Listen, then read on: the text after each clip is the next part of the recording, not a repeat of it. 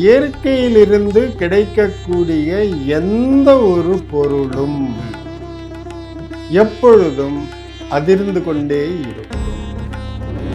நம்ம சொல்லக்கூடிய இந்த ஸ்லோகங்கள் பிரபஞ்சத்துல அந்த கல்லுக்கு சம்பந்தப்பட்ட அதிர்வுகளை இழுக்கின்றன.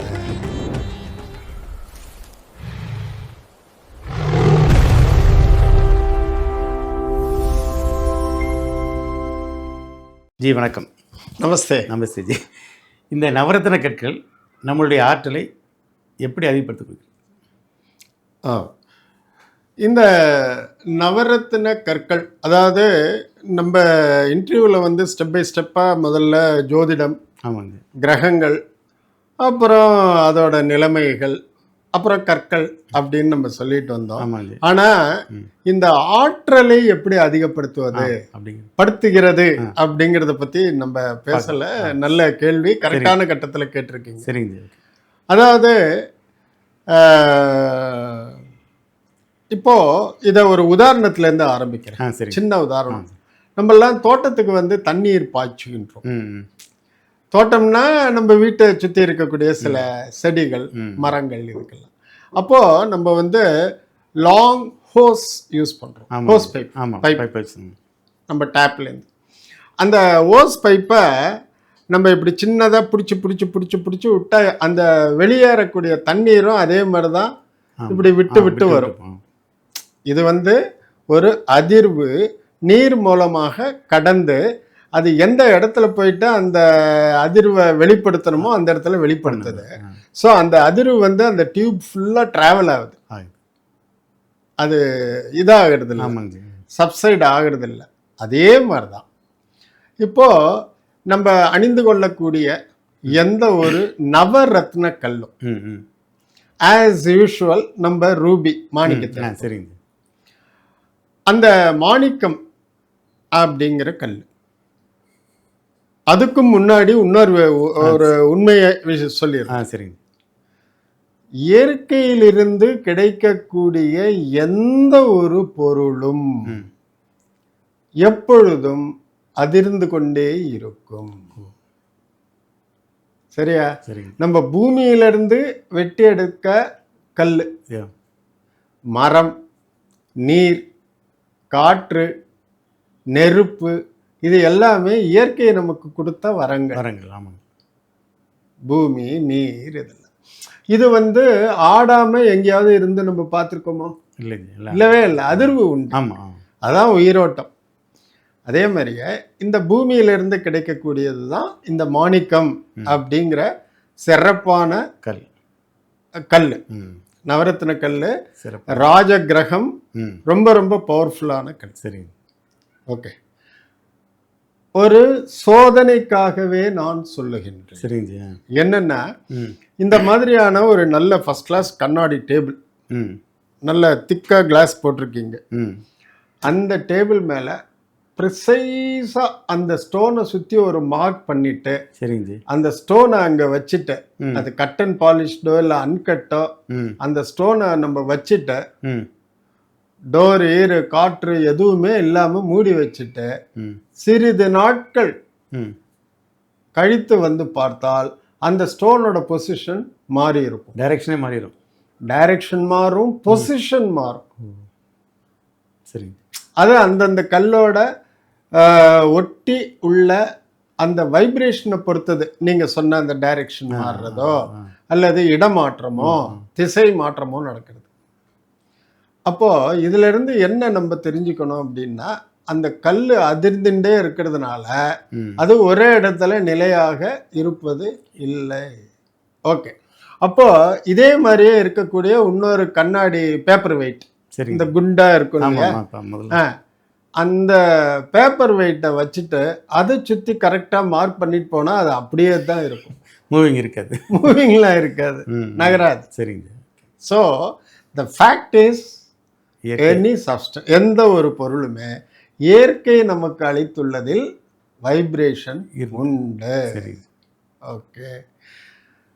அந்த ரூபியை 2ஆ உடைத்தாலோ 4ஆ உடைத்தாலோ 10 பாகங்களாக உடைத்தாலோ 10மே வெவ்வேறு ஃப்ரீக்குவன்சியில் வேலை செய்யும். அதுக்கு இருக்கும். சரியா? இதுதான் இயற்கை கல்லோட ஒரு சுபாவம். அப்போ இந்த இயற்கை கல் இதை தான் நம்ம அணியணும்னு ஆதி காலத்திலிருந்து முன்னோர்கள் ஞானிகள் எல்லாம் சொல்லியிருக்காங்க. இப்போ இந்த கல்லை நம்ம எப்படி உடம்போடு சேர்த்து வச்சுக்கிறோம்? ஒன்று மோதிரமாக வச்சுக்கணும், அப்படி இல்லாட்டினா டாலராக பெண்டண்ட்டாக போட்டு வச்சுக்கிறோம். முதல்ல மோதிரத்தை எடுத்துக்கலாம். சரிங்க. அந்த மோதிரம்ங்கிறது என்ன? ஆக்சுவலி ஒரு மெட்டல் பேண்ட்.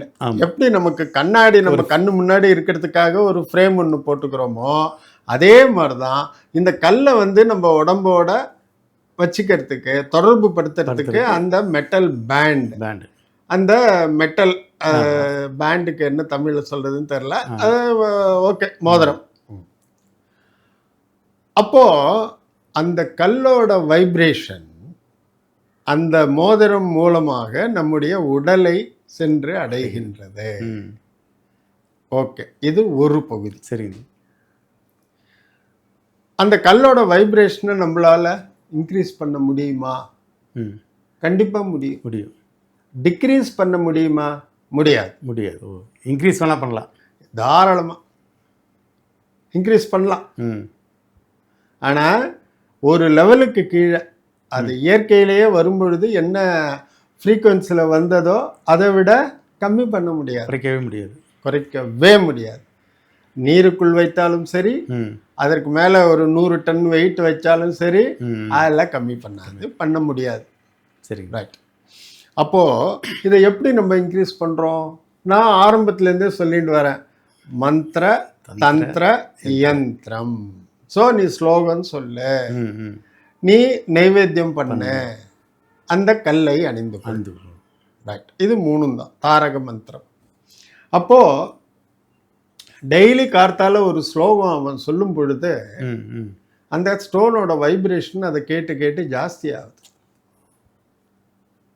இது எப்படி அந்த ஸ்லோகன் சொன்னா இந்த ஸ்டோன் வருது அப்படிங்கிறது வந்து ஞானிகளுக்கு தான் தெரியும். நம்ம நம்பிக்கையோட பண்றோம். இந்த சப்தம் வரும் பொழுது இந்த சக்கராவை நம்ம உடம்புல ஆக்டிவேட் பண்ணுது, இந்த ஸ்தானங்களை வலுப்படுத்துகின்றது, பிரபஞ்சத்தில் இந்த ஒலி அதிர்வுகளை ஏற்படுத்துகின்றது. அந்த அதிர்வுகள் இப்போ காக்காய்க்கு சாதம் வச்சுட்டு நம்ம என்ன பண்றோம்? காக்கான்னு கூப்பிடுறோம். அது எப்படி வருது? அது எங்கேயோ இருக்கு காக்காலாம். நம்ம சாதம் வைக்கும்போது பார்த்தா காக்காவை பார்க்க முடியாது. ஆனா சாதம் வச்சுட்டு காக்கான்னு கூப்பிட்ட வாட்டி ஓப்பன் ஸ்பேஸ்ல தான் வைக்கிறோம்.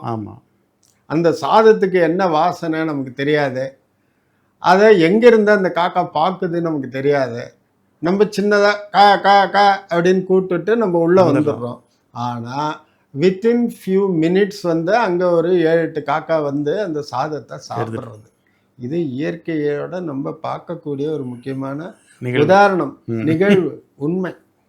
அதே மாதிரியே நம்ம சொல்லக்கூடிய இந்த ஸ்லோகங்கள் பிரபஞ்சத்துல அந்த கல்லுக்கு சம்பந்தப்பட்ட அதிர்வுகளை இழுக்கின்றன, ஒருமைப்படுத்தி இழுக்கின்றன. எங்கெங்கயோ அந்தந்த பாயிண்ட்ஸ் இருக்கும், பவர் பாயிண்ட்ஸ். சரிங்க. இப்போ செல்போன் டவர் எங்கெங்கயோ இருக்கு, ஆனா நம்ம செல்போன் எப்ப பார்த்தாலும் வேலை செஞ்சுட்டு இருக்கு, இல்லையா?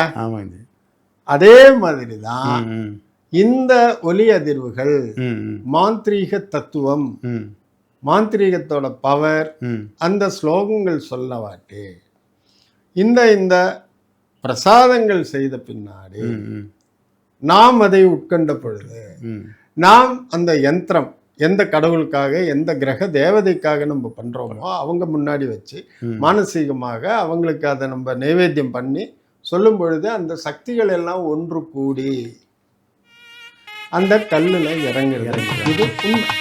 சரி.